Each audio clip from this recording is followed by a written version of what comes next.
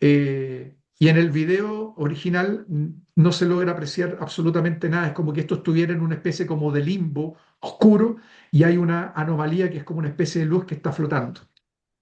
Bueno, dicho esto, el testigo ve a estos seres que están dentro de esta burbuja y en eso llega otro de los testigos que se llama Alberto Candia, se acerca donde está Alejandro y le dice, ¿qué estás viendo?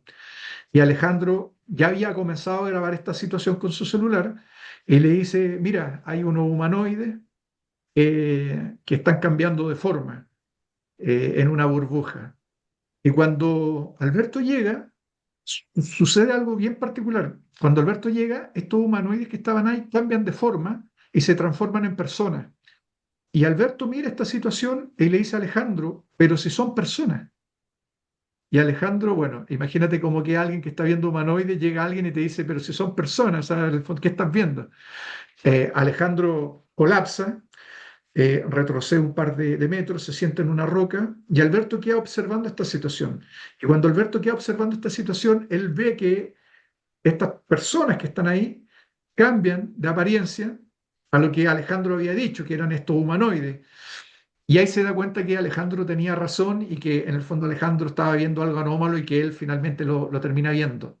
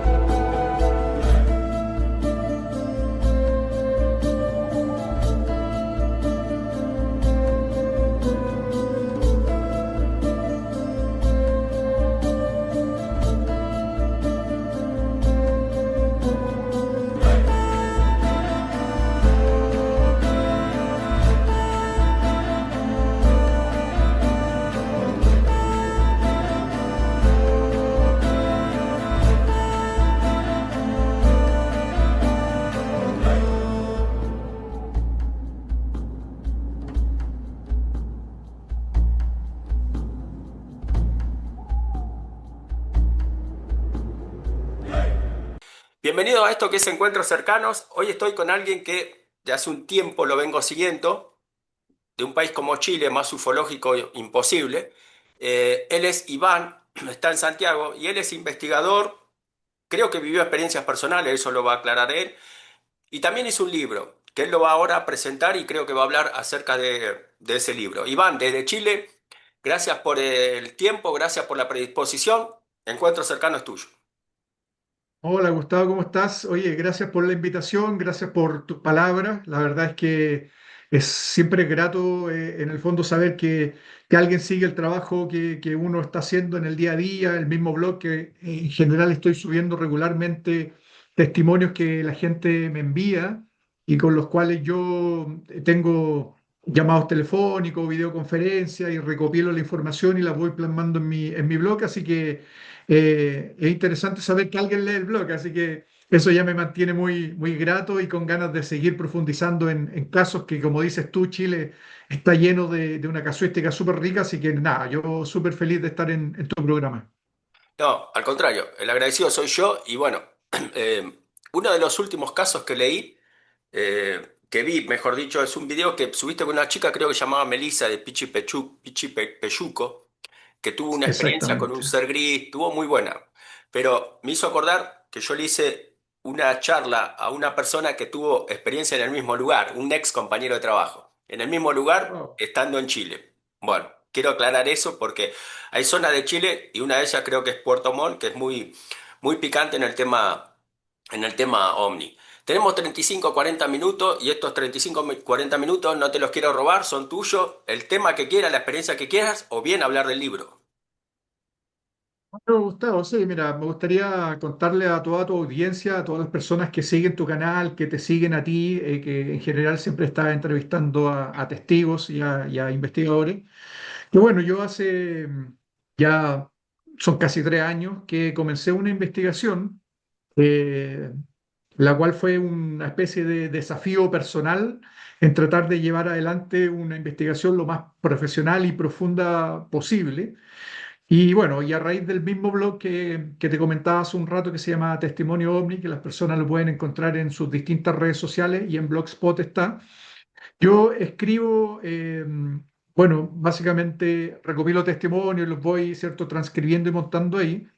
Y en algún minuto determinado del año 2023, di con un comentario que hizo un testigo que se llama Alejandro Yamírez, en donde él había evidenciado que había estado frente a una anomalía sensorial. Él había estado dentro de lo que se denomina en ufología, cierto, campana del silencio, había dejado de escuchar todo a su alrededor en una situación de camping que tenían con otros cuatro amigos más. Y ese comentario me llamó profundamente la atención y decidí contactarlo. Y bueno, y me contó una historia absolutamente extraordinaria y compleja también.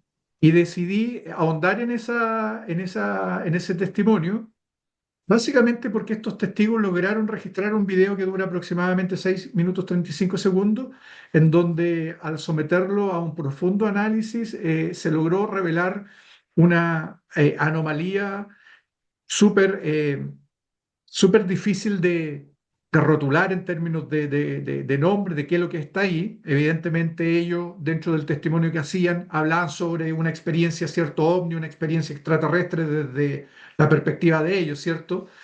Eh, pero lo que aparece ahí tiene que ver más que nada como con una especie de una figura un poco plasmoide que se va metamorfoseando, etcétera. Y bueno, yo tomo la decisión de guardar este video, hacer una investigación rigurosa y no exponerlo en las redes sociales para, en el fondo, no subirlo al atomizado mundo de YouTube, en donde finalmente esto como se dice en Chile, se chacrea y pierde un poco el norte, el rumbo que yo le quería dar. Y a raíz de esta investigación, plasmo este libro que está acá, que se llama Contacto de otra dimensión. Es un libro que está, bueno, disponible para toda la gente en Argentina a través de Amazon. Son 380 páginas. Y lo particular de esta investigación es que invito a distintos científicos a ser partícipes de esto. Invito a una destacada hipnoterapeuta en Chile que se llama Stephanie Koch. Invito a un ingeniero eléctrico, especialista en electromagnetismo, que se llama Robinson Cornejo Evans. Me entrevisto con geólogos, con psiquiatras, con físicos teóricos, y bueno, y a raíz de eso también armo un documental junto a un tremendo equipo detrás que va a salir a fines de este año, que se retrasó por un montón de situaciones que nos sucedieron, nos robaron material, se corrompieron archivos, bueno, pero finalmente va a salir este 2026. Y este relato básicamente se trata de estos cinco amigos que la noche del 18 de febrero del 2023 y la madrugada del 19 de febrero deciden ir a un lugar que se llama la Cascada del Puma, que está en la precordillera de los Andes, muy cerca de un pueblito que se llama San José de Maipo. Y ellos llegan a eso de las 8 de la noche, ¿cierto? Suben a la montaña, llegan a este lugar que se llama la Cascada del Puma y deciden montar un campamento ahí con un objetivo muy particular, que era al día siguiente disfrutar de los pozones de agua que se forman en la cascada. Recordemos que esto es pleno febrero 2023, febrero en general, enero y febrero, Santiago tiene una temperatura promedio de 33, 34, 35 grados en algunas oportunidades, por lo tanto una escapada a la montaña y a bañarse en esos pozones de agua que vienen, ¿cierto?, de los de hielo de la montaña misma, es una forma bastante agradable de pasar esos 34 grados. Ellos están en esta situación, cerca de un cuarto para las 12 de la noche, empiezan a ver unos orbes luminosos, unas luces luminosas en realidad que yo después termino, bueno, denominando orbes, ¿cierto? Como se les conoce, ¿cierto? En la literatura ufológica. Y aquí pasa algo bien particular. Y yo me imagino que tú también te has encontrado con varios relatos un poco que siempre es lo mismo, ¿cierto? Estos patrones se repiten, que son estas luces que interactúan con el perceptor, ¿cierto? Con los seres humanos. Y que se produce siempre esta confusión en donde las personas no saben si lo que están viendo son luces de montañistas, ¿cierto? Luces, no sé, en la carretera de auto, en un bosque, luces no sé, de algún fenómeno geológico, o en realidad están frente a algo anómalo. Empieza a suceder esto y los testigos deciden avanzar por la ladera de la montaña, del cerro que está a su espalda, avanzan cerca de 5 o 6 metros, y estas luces que están, ¿cierto?, bajando y que se mueven de forma anómala y van de un lugar a otro, incluso a veces se van detrás del cerro y después vuelven a salir nuevamente, ellos tenían mucha curiosidad por dilucidar qué estaban viendo. Suben por la ladera de la montaña y de pronto una de estas luces se acerca donde ellos están y les lanza una especie de flash o de rayo. En realidad la palabra que ellos ocupan es como una especie de rayo que no los daña, no les produce ningún tipo de impacto físico como el caso, ¿cierto? El de Isla Colares, pero sí les hace los ilumina de una forma muy fuerte y también la luz, según el relato de ellos, era muy dirigida a ellos, no era un flash o una linterna, sino que era una especie de tubo, un rayo como de estas linternas militares que lo apuntan directamente al pecho. Cuando esta situación se produce, ellos se dan cuenta que definitivamente están, ¿cierto?, frente a algo anómalo. Reconocen que en realidad estas luces que en un principio ellos pensaban que eran luces de montañista, en realidad tenían un comportamiento totalmente anómalo y cuando estas luces los alumbran de esta manera muy fuerte, ellos se dan cuenta que están frente a algo que no es normal.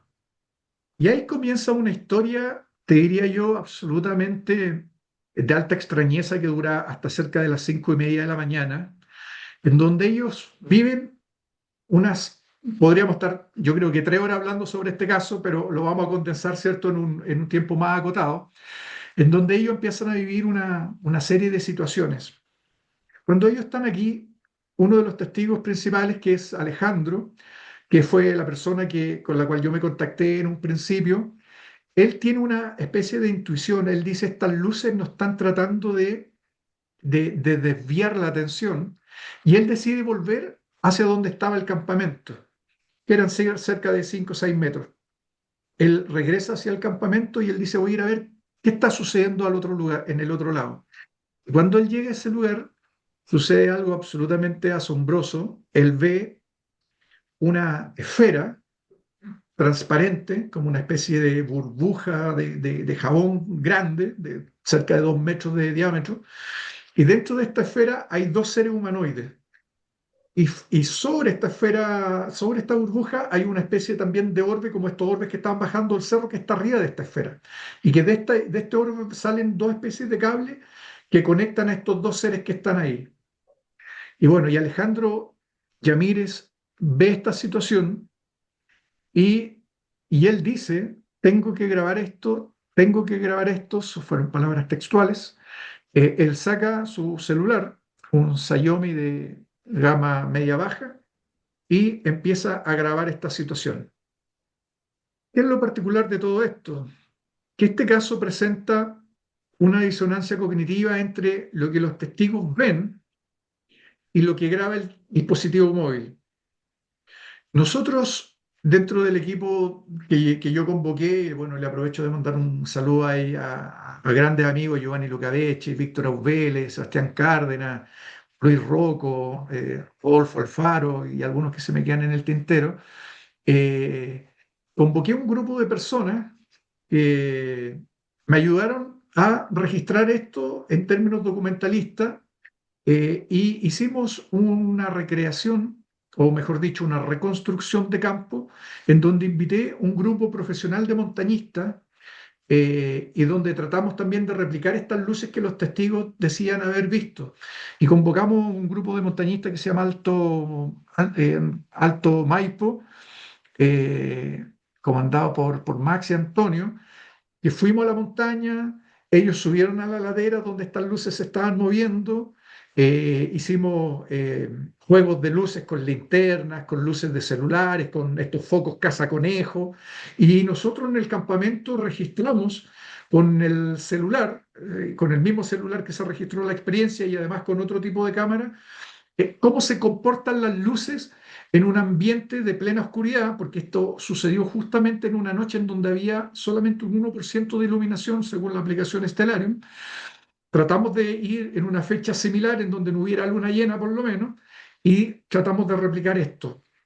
Esto está registrado en el libro y el experimento de campo fue bastante interesante porque de una u otra manera logramos tratar de dilucidar eh, que si bien se puede replicar en una investigación de campo algo similar, porque se produce aquí un fenómeno muy interesante, que es cuando tú estás haciendo esta reconstrucción de campo en la montaña, en donde uno tiene muy poca referencia, ¿cierto? Cuando hay una oscuridad absoluta, solamente uno ve, ¿cierto? El contorno de la montaña y no ve mucho más a su alrededor.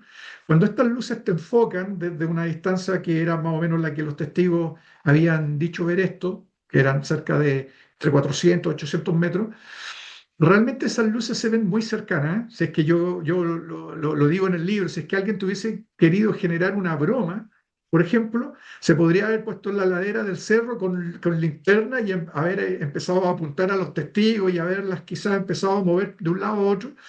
Podría eventualmente, si los testigos tuvieran una alta carga de sugestión, hubiesen estado, por ejemplo, hablando sobre ovnis o sobre temas paranormales, eventualmente, si es que alguien les quiere jugar una broma, podría eventualmente haberse esto prestado para una especie de sugestión colectiva, una psicosis colectiva. Ahora, ¿cuál es lo interesante de esto, Gustavo? Que esto queda retratado en un video y bueno, todos sabemos que las psicosis colectivas, ¿cierto?, no quedan registradas en video, por lo tanto se descarta de una u otra manera que eventualmente pudiera haber sido eso el causante en el fondo de la confusión de estas luces anómalas. Eh, Esto queda registrado en el video y se ve cómo esta luz está flotando, ¿cierto? En una penumbra, en donde hay algo muy particular. No se ve nada alrededor, no se ve la geografía, no se ve el agua de la cascada. Esto sucede a tan solo 15 metros, que es la grabación que tienen los testigos, de donde ellos estaban parados, es donde estaba esta esfera o estas luces venían bajando por la ladera del cerro. Y cuando nosotros hicimos la reconstrucción de campo y tú alumbras con linterna, la luminiscencia sí o sí te retrata, por ejemplo, el suelo, la roca, si estás cerca de la orilla donde va el río hacia la cascada, también se ve el agua. Y en el video original no se logra apreciar absolutamente nada. Es como que esto estuviera en una especie como de limbo oscuro y hay una anomalía que es como una especie de luz que está flotando. Bueno, dicho esto, el testigo ve a estos seres que están dentro de esta burbuja y en eso llega otro de los testigos que se llama Alberto Candia, se acerca donde está Alejandro y le dice, ¿qué estás viendo? Y Alejandro ya había comenzado a grabar esta situación con su celular y le dice, mira, hay unos humanoides que están cambiando de forma en una burbuja. Y cuando Alberto llega, sucede algo bien particular. Cuando Alberto llega, estos humanoides que estaban ahí cambian de forma y se transforman en personas. Y Alberto mira esta situación y le dice a Alejandro, pero si son personas. Y Alejandro, bueno, imagínate como que alguien que está viendo humanoides llega alguien y te dice, pero si son personas, ¿sabes? En el fondo, ¿qué estás viendo? Alejandro colapsa, retrocede un par de metros, se sienta en una roca y Alberto queda observando esta situación. Y cuando Alberto queda observando esta situación, él ve que estas personas que están ahí cambian de apariencia a lo que Alejandro había dicho, que eran estos humanoides. Y ahí se da cuenta que Alejandro tenía razón y que en el fondo Alejandro estaba viendo algo anómalo y que él finalmente lo termina viendo. Ahora, aquí hay algo en particular. Cuando los testigos me relatan a mí esta situación, me dicen que estaban viendo unos grises dentro de una burbuja. ¿Por qué quiero detenerme en esta situación, Gustavo? Porque yo sé que tú muchas veces entrevistas, ¿cierto?, a testigos. Muchas veces uno hace el ejercicio, ¿cierto? Si es que uno quizás no está haciendo una investigación y quiere escuchar un relato, bueno, al final quizás uno no se pone tan técnico. Cuando uno tiene la decisión de escribir un libro y hacer un documental, obviamente uno quiere ir tras el detalle fino absoluto. Pero sucede que muchas veces los testigos te dicen, vi un gris. Muchas veces los investigadores lo que hacen es anotar en su bitácora de campo, dicen, bueno, el testigo dice que vio un gris. Muchas veces, no digo, no quiero generalizar, pero muchas veces se rotula eso con esa dinámica y no se va más allá de lo que realmente el testigo quiso expresar. Para esta situación en particular, yo me decidí hacer una reconstrucción forense e invité a un destacado ilustrador 3D que comenzamos a hacerle entrevista a los testigos y bosquejo es a mano alzada. Y los testigos hicieron sus propios dibujos de lo que ellos dicen haber visto. Y lo que ellos en un minuto determinado habían rotulado como un gris, ¿cierto? El típico arquetipo de la ciencia ficción, finalmente lo que salió fue lo siguiente. Entonces la pregunta que yo te quiero hacer es, ¿son exactamente esos grises de la ciencia ficción No, o en realidad de hecho, esta clase de serie es la primera vez que lo veo. bueno, La mira primera vez, que, bueno, inclusive qué el color si el color de los atuendos es verdad, es la primera vez que veo con color rojo. bueno, bueno, finalmente los testigos ven este tipo de ser antropomórfico y que tiene una característica muy particular. Sus cráneos no eran, si bien eran macrocéfalos, eran bulbosos, no eran la típica pera, ¿cierto? Como de los grises, como el que tú tienes atrás en esa lamparita. Los ojos no eran almendrados, sino que eran como cuencas cadavéricas. Tenían un tono más bien rosáceo que un gris, y tenían además, bueno, estos trajes rojos que eran muy ajustados y eran además muy atléticos. El tema de los trajes rojos es bien particular, ¿eh? Hay algunos otros casos donde algunos testigos han visto algunas situaciones similares. Por ejemplo, hace muy poco me compré un libro en donde en este libro se retrata una burbuja con dos seres humanoides adentro que efectivamente andaban de rojo, ¿ah? Que se llama el caso Galdar. Así que, bueno, este libro me lo compré, todavía no lo comienzo, lo voy a comenzar ahora. Pero uno pensaría que es poco común y te das cuenta que hay uno de los casos más famosos en España. Efectivamente, un testigo ve en esta esfera que eran dos gigantes rojos. Bueno, es un caso que es bastante controvertido, yo no lo he estudiado ni lo he analizado, pero hay distintas posturas respecto del caso mismo. No voy a entrar en detalle en eso.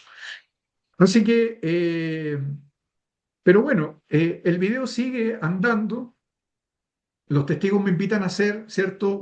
A conocer el lugar donde sucede esta experiencia. Yo voy, me compro zapatos de trekking, bastones, parto a la montaña, llevo mi bitácora, llevo algunos elementos para hacer algún registro. En las veces posteriores que fui, llevé medidores electromagnéticos, medidores Geiger-Miller que miden radioactividad, winchas métricas para medir las distancias, llevo una cámara para sacar fotografía forense del mismo point of view de los testigos. Bueno, hago todo un tema más técnico, se podría decir, pero una de las cosas particulares que me llama mucho la atención es que cuando estoy ahí me doy cuenta que la distancia entre el punto de grabación y donde los testigos dicen haber visto estas anomalías, que eran 15 metros hacia donde cae la cascada, vieron esta burbuja, 15 metros hacia el otro lado, la contraparte, ellos ven una persona que está haciendo una fogata de forma repetitiva, pegado en un bucle, etcétera. De ahí voy a entrar en detalles con eso. Y me doy cuenta estando ahí recopilando el testimonio en una primera instancia, que los puntos de vista eran muy cercanos, eran tan solo a 15 metros. Los testigos en el fondo no tienen una grabación apuntando al cielo, esto no es un evento que sucede una luz pasando el cielo. Si hubiese sido así, lo más posible es que no estaríamos conversando sobre este caso. Lo hubiese desestimado por tanta chatarra espacial que hay. Pero este es un caso que sucede a 15 metros de distancia en horizontal. Entonces, cuando voy de regreso a mi oficina, acá donde estoy ahora, me encuentro con un video en donde se lo pido al testigo, le pido que me mande el archivo original a través de un WeTransfer, etcétera, lo examino para ver que la metadata no está alterado, que en realidad sucedió en ese minuto. Y este video que dura 6 minutos 35 está compuesto por 5 videos. Estos 5 videos duran 6 minutos 35, uno dura 1 minuto, otro 30 segundos, el último, el que dura más, que dura 3 minutos y tanto, que conforman estos 6 minutos 35, y me doy cuenta que la progresión de la experiencia que ellos empiezan a retratar en este video, efectivamente se denota cómo los testigos parten con esta incredulidad, preguntándose qué son esas luces, preguntándose, oye, mira, ahí hay unas personas. Alguien responde, dice, no, son personas. Otro dice, no son personas. Otro dice, sí, son personas, pero no de este planeta. Y un quinto dice, en cualquier minuto salen disparados para arriba. Entonces, cuando tú estás viendo este video y te dice, hay 5 testigos que por lo demás son cabros jóvenes, tienen entre 30 años promedio, había uno más joven de 19, otro de 27 y otro más o menos que rondaba los 30, 31 años, eh, uno se pregunta, bueno, dice, ¿quién en su sano juicio estaría grabando una situación en donde 5 testigos dicen que hay unas personas que se vinieron a bañar? Uno dice, no son personas, el otro le dice, sí, son personas, pero no son de este planeta, y el último dice, en cualquier minuto salen disparados para arriba. O sea, ¿qué estaba sucediendo ahí?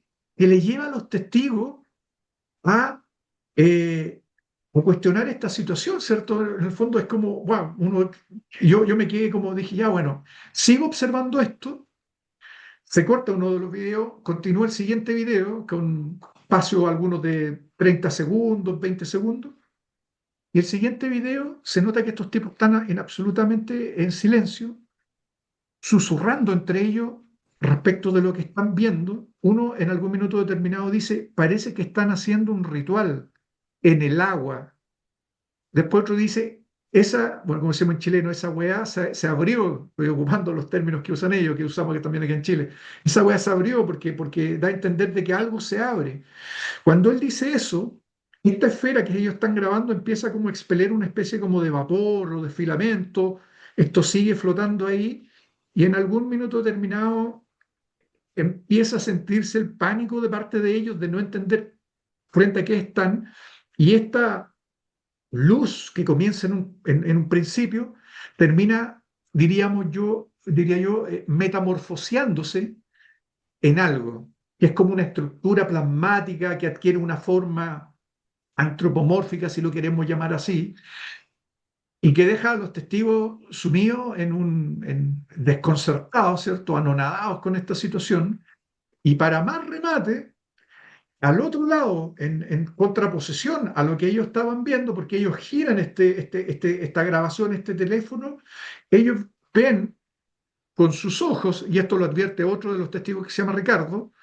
Los chicos le preguntan, ¿qué estás viendo tú? Y Ricardo dice, fíjense en esa persona que está ahí al frente. Los testigos dicen ver una persona de características poco peculiares para el sector, un sector muy popular. En Chile tenemos un promedio de estatura de 1,73 m, no pasa de eso. Somos pocos los casos que somos más grandotes. Por lo tanto, ellos ven un tipo muy alto que está ahí con una complexión muy atlético, con polera, cabello negro, castaño, tez blanca, creo que está haciendo una fogata solo, y Ricardo se da cuenta que la persona está pegada en un bucle repetitivo. Toma un palo, se para, lo tira a la fogata, se agacha, toma un palo, lo tira a la fogata, y él se da cuenta de esta situación, les advierte a sus amigos, y los amigos empiezan a observar esta situación y se dan cuenta de que el tipo está pegado en un bucle repetitivo. Se dan cuenta que el fuego tiene característica holográfica, que pareciera ser que trata de pasar por un fuego normal, pero en realidad ellos se logran percatar que es anómalo, que tiene característica holográfica.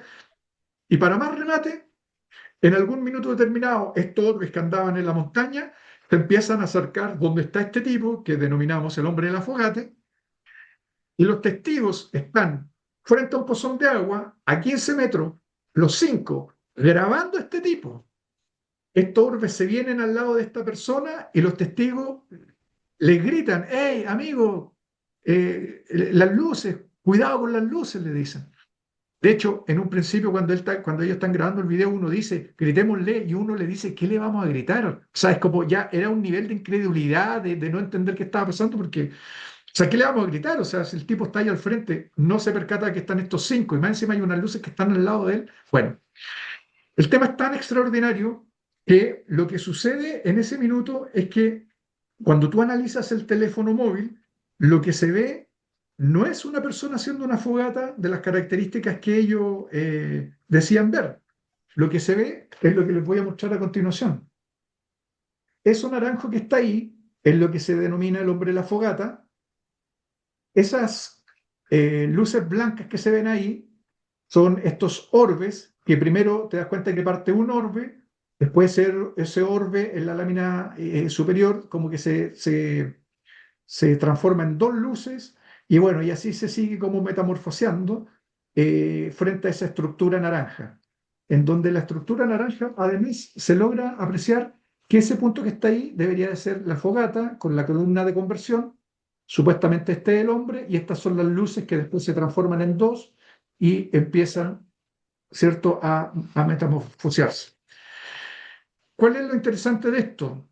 Que el teléfono registra lo que te acabo de mostrar, esos son fotogramas originales, son fotogramas que no han sido tratados con inteligencia artificial, eso lo quiero dejar sumamente claro para las personas que están viendo esto, solamente tuvieron un tratamiento de contraste, filtros de enfoque, y después hay un análisis en donde yo en el fondo le incorporo filtros de relieve, filtros de solarizado, filtros de contorno y filtros térmicos, etcétera, que viene un análisis muy profundo en el último capítulo del libro.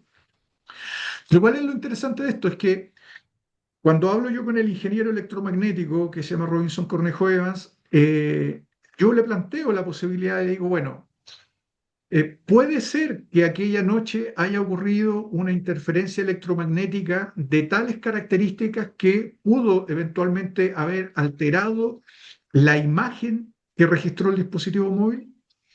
Y partimos de la premisa básica que para que un teléfono celular se vea interferido en esas características, debería de haber un pulso electromagnético lo bastante fuerte para que altere, ¿cierto?, la imagen. Eso de partida ya es anómalo, pero tú sabes que los teléfonos celulares están diseñados para que no se anden interfiriendo por cada cosa que pasa. O sea, yo siempre lo digo, pero entonces uno pasaría por debajo de unos cables de alta tensión y el teléfono se volvería loco. Los teléfonos están diseñados para que no les suceda eso. Pero hagamos cuenta de que sí, hagamos cuenta de que ese día hubo una descarga electromagnética, un pulso que hizo que la imagen se distorsionara. Una de las cosas que nos comentó este ingeniero es que estos teléfonos de gama media baja, que es un Xiaomi, bastante estándar en el mercado, traen un canal, un conducto, en donde por ese conducto va la señal de audio y de video integrada, es un conducto integrado. Por lo tanto, si hubiese habido una interferencia electromagnética de tal característica, necesariamente también debería de haber intervenido la señal de audio. Y aquí hay algo sumamente relevante. De estos 5 videos que duran 6 minutos 35 segundos, la señal de audio se escucha absolutamente nítida, incluso cuando los testigos hablan en voz baja y susurran. Entonces la pregunta es, ¿qué sucedió? ¿Por qué el teléfono móvil registra lo que tú acabas de ver? ¿Y por qué los testigos veían a una persona y no esta mancha naranja en el fondo? Eso es algo bien particular y que queda en el fondo en este caso como una gran pregunta sin responder, un cabo suelto, una pieza del puzzle que no cuadra, que no cierra. Y, y bueno, para tratar de entender efectivamente qué sucedió con este hombre en la fogata, hicimos una reconstrucción de campo, invitamos a un bombero con más de 20 años de experiencia, el señor Roa, y hicimos una reconstrucción. Invitamos a los testigos, grabamos con el mismo dispositivo móvil que por lo demás sigue operativo, nunca más ha fallado, y grabamos esta situación en donde a estos 15 metros de distancia, este bombero recreó la misma fogata con la misma madera nativa local, en contraposición al otro lado, donde estaba esta burbuja con estos dos seres humanoides, un amigo que mide como 1,90 m, que es bien altote, agarró un foco, una linterna grande y hizo se paró ahí con este foco para tratar de, no teníamos cómo, ¿cierto?, recrear una burbuja con dos humanoides, pero sí tratamos de recrear el orbe, esta luz que ellos ven sobre la burbuja. y él se para ahí con esta linterna y grabamos desde el mismo punto de vista hacia donde estaba la burbuja, ¿cierto? Y hacia donde estaba esta persona haciendo esta fogata. En esta reconstrucción de campo, en este experimento científico, porque cierto, lo que buscábamos era tratar de recrear esta situación y ver si nos podíamos acercar lo más posible a lo que grabó el dispositivo móvil aquí el 19 de febrero del 2023, nos encontramos, por un lado, que la fogata, de acuerdo al testimonio de los testigos, esa persona que estuvo haciendo esa fogata de forma repetitiva, como pegado en estos bucles, estuvo durante horas en esa circunstancia. Y en la reconstrucción, nosotros tratamos de encender esta fogata y la fogata no duraba más de 15 minutos porque la leña, en la madera, se consumía muy rápido.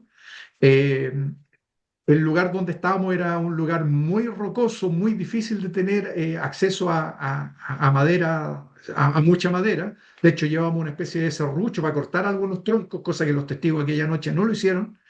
Por lo tanto, y cuando logramos registrar esto, logramos registrar a una persona haciendo una fogata en donde se ve la geografía, se ve todo el contexto, ¿cierto?, geográfico.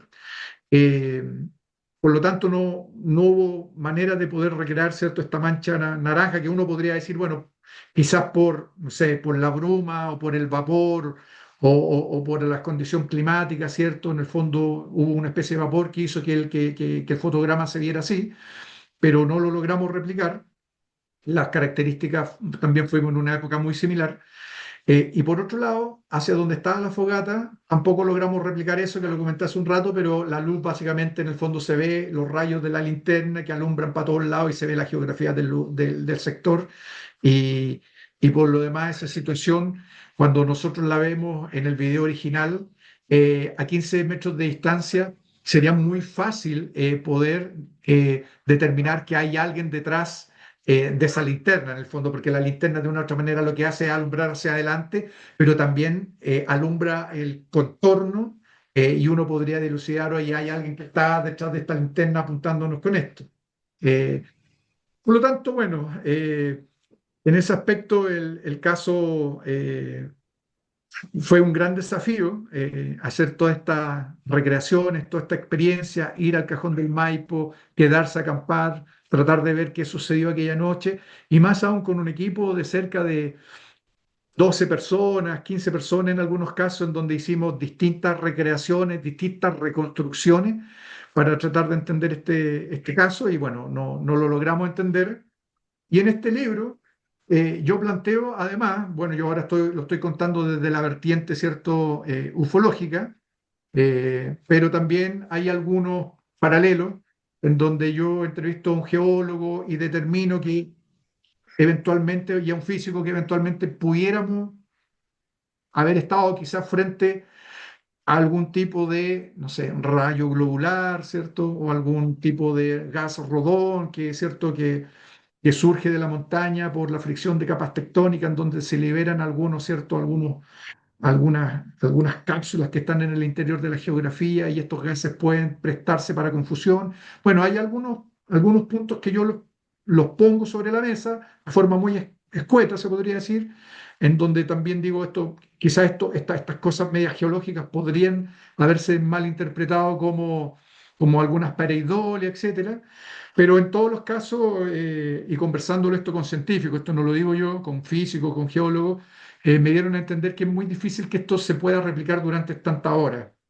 Un rayo globular, una emisión de gas rodón, es algo poco usual.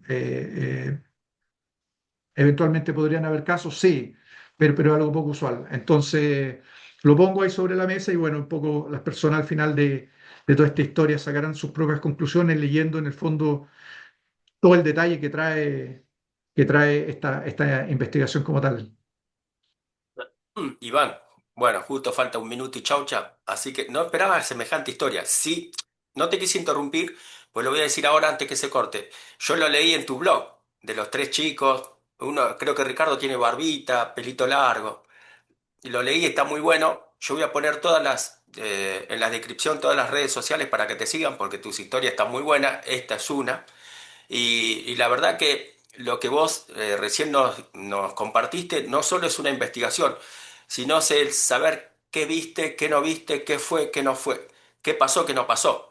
Molestaste a mucha gente que por suerte tuviste la suerte de que se enganchara con vos y corroborar qué vivieron esos chicos. Y lo bueno que esos chicos no eran ufólogos, eran chicos que fueron a ver otra cosa, a vivir otra experiencia. Y la verdad que ese chico Ricardo, cómo lo vivió estuvo muy bueno. Muy bueno porque se dio cuenta de que no era algo normal. Así que Iván, estoy más que contento de decir, bueno, esperé tanto hablar con Iván que la verdad que la historia me mató. Está buenísimo. Porque una cosa es leerla en el blog tuyo, que por favor mandame todas las redes sociales, y otra cosa es escucharla de tu voz diciendo pormenores de cómo lo hiciste, cuándo fuiste, en fin. Bueno, tuvimos un cortecito, se terminó el tiempo, pero como no nos despedimos bien con Iván, retomamos para despedirnos bien y decirles a ustedes que yo voy a poner la descripción de las redes sociales de Iván, porque me parece buenísimo que lo sigan a un tipo que investiga, que se esmera, que invierte tiempo, invierte plata y que comparte historias que son más que terribles de un país de Chile, donde creo que junto con Perú y México tienen unas historias terribles.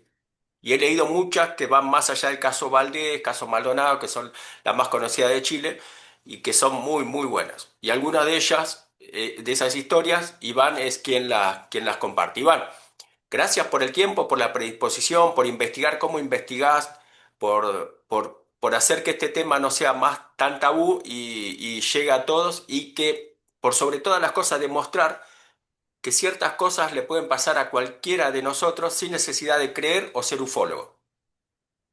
De todas maneras, sí, te agradezco la invitación, el tiempo. Efectivamente, la premisa básica de los testigos tiene que ver justamente con lo que tú acabas de decir, que en realidad lo que ellos estaban buscando es básicamente que les creyeran que lo que les sucedió a ellos de verdad les pasó, y ese básicamente siempre fue el interés de ellos. Yo, con el paso de los años, me he dado cuenta de que comenzamos a hacer esto. Ellos... dieron su testimonio, apoyaron todo lo que fue la investigación. O sea, ellos, por ejemplo, cuando hicimos la investigación y la reconstrucción de campo en terreno, ellos estuvieron ahí, ¿cierto? Uno podría decir, bueno, si es que esto es una farsa, un tongo, en el fondo, ¿qué interés hubiesen tenido ellos de ir a la montaña y tratar de dilucidar qué fue lo que les ocurrió? Por lo tanto, ellos cooperaron mucho en ese sentido, lo que habla muy bien de ellos. Y después de eso también dieron de una otra manera, llamémoslo así, un paso al costado, sin ningún ánimo de ser en el fondo figura o figurar en este asunto, de tener réditos económicos, ciertos réditos de ego, de lo que sea. Ellos decidieron dar su testimonio, se dieron cuenta que yo me tomé esto muy en serio, y yo creo que el resultado de esta investigación, de lo que le sucede a ellos, además de la hipnosis que incluso está retratada y transcrita en el mismo libro, yo creo que todo ese material, a cualquier persona que le guste la ufología, la investigación, le gusten los casos ovni, se va a encontrar por lo menos con un caso que está bien investigado, de que se hizo todo lo posible por tratar de dilucidar qué ocurrió aquella noche. Se convocó a un montón de personas de primer nivel, o sea, yo te hablo sobre jefes de departamentos de carreras como psiquiatría, geología, astrónomo, etcétera, para poder impregnarme en un fondo de todo ese conocimiento y poder plasmar algo que a mí, como persona común y corriente, me hubiese gustado haber leído, en el fondo, leer un libro de esas características. Así que lo hice desde una premisa en la cual a mí me gustaría haber leído un libro de tales características. En Chile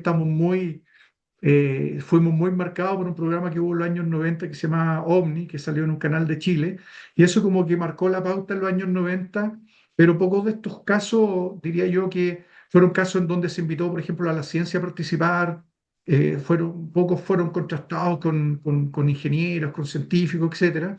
Y yo tenía ganas un poco no digo que todos los casos, algunos sí, pero yo tenía ganas en el fondo de actualizar y refrescar la casuística con un caso nuevo. Y esto da pauta para también que la gente entienda que desde los años 90 hasta ahora los casos continúan y las personas siguen teniendo experiencia, y es misión de nosotros refrescar la casuística con casos nuevos y con investigaciones serias. Así que nada, invitar a toda la gente que adquiera el libro, que está ahí todo el detalle. Y nada, para la gente que está en Argentina, lo puede encontrar a través de Amazon y las personas en Chile a través de la página web que es contacto de otra dimensión.cl. No se van a arrepentir, un caso está bien, bien entretenido. Bueno, no solo invito a comprar el libro, el que puede, el que quiere y el que le interesa, pues es un libro bien hecho, real, bien redactado, sino que también aquellos que están acá en Argentina y quieren compartir alguna experiencia con Iván, seguramente estando en las redes sociales, Iván los va a escuchar, lo va a atender y seguramente se va a interesar si el caso llama la atención. No solo para saber si es real, no solo si es real, sino para saber si es real o no, qué se vivió, qué no se vivió. Iván, de corazón te agradezco. Y una cosa, los chicos no eran ufólogos, a partir de ahí alguno se hizo, ¿no? Un poco, No, ¿no? no. La pregunta es, ¿terminaron con miedo? Hay una variante, hay dos, tres de los testigos terminaron muy afectados emocionalmente. Hay un testigo que se llama Alberto Candia, que para él la experiencia tuvo una neutralidad muy, muy extraña, en el fondo no es común, en donde él incluso dice, ojalá nos pase de nuevo. Y hay otro testigo que es Ricardo Aguilera, que él lo vio desde una forma muy trascendental, desde una perspectiva en donde incluso él dice que cuando termina toda esta experiencia cerca de las 5:30 de la mañana, hubo una situación que a ellos les produjo también como mucha paz. Y él quedó con una sensación de que en realidad esto que les sucedió no era algo negativo en el fondo. Si hubiese sido negativo, de seguro algo más le hubiese. Y bueno, y nada, cuando tú quieras, Gustavo, podemos armar otra conversación, porque yo a raíz de este caso, no solamente este caso, pero de este caso en particular, pero también por los patrones que otros casos se ponen sobre la mesa, que yo desarrollo una hipótesis que se llama Orbit, y ahí empiezo a desglosar un montón de patrones recurrentes en donde termino dándole un cierre en el fondo a esta hipótesis que tiene que ver con la humanización.